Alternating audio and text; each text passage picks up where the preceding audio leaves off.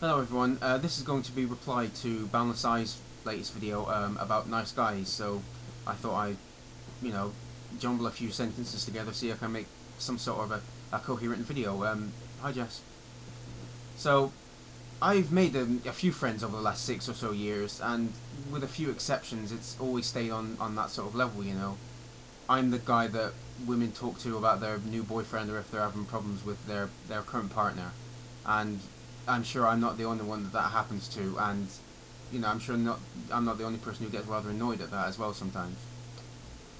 You know, this macho bullshit pisses me off as well. It's like men are chastised for showing their feelings, and they get called a homo or something by their friends if they even show the tiniest chink in their armor.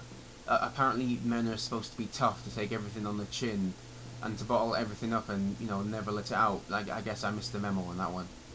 You know, you'd think that we would have let this stereotype go in the 70s, wouldn't you? This kind of attitude probably started when it was mostly a male-dominated world, where women were seen as weak and second-class citizens. And so if men did anything similar to what they classed as a female characteristic, they were also seen as weak and womanlike. And yet this attitude still pervades to this day. You know, sharing your feelings is part of what makes someone a rounded human being. It is not a weakness. If it is, then the whole human race is weak. Because, we're not robots, we're not automatons, we all have thoughts and emotions, and, it can all get too much for us sometimes, even for the best of us. And it's good to talk about feelings as well. Surely this would make any relationship that you have better. What with, resolving problems and whatnot, and getting things out in the open, and trying to build a solid foundation of trust, which surely is good for any relationship, whether romantic or platonic. The stereotypes about each sex are abound in the media, obviously because any opinion that is not of the norm is interesting, apparently. So they get a disproportionate amount of time in the spotlight, and they don't reflect the current norms of society. Because the media is basically just out there to make money. They want to sell newspapers, and so more people will want to read about some male or female bimbo who thinks that looks are the most important attribute than the average person looking for someone to settle down with. I think I'm just going to be very general here. I think that the guys that tend to be more sensitive and in touch with their feelings are also more likely to be in touch with emotions like jealousy and paranoia. I think some of them lack self-esteem as well, and so they probably try too hard to make sure that they stay with whoever they're going out with, and that can be rather off-putting, I think. And they can also be rather clingy, and some girls just don't like that.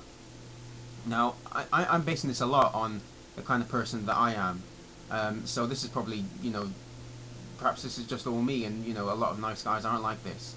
I consider myself to be, a nice guy, but I think I try too hard, and I'm probably clingy as well. I like to be in contact with the person, that I'm going out with a lot, whether it's, holding hands when we're going to town or something, or just in each other's arms watching a film or, something on TV.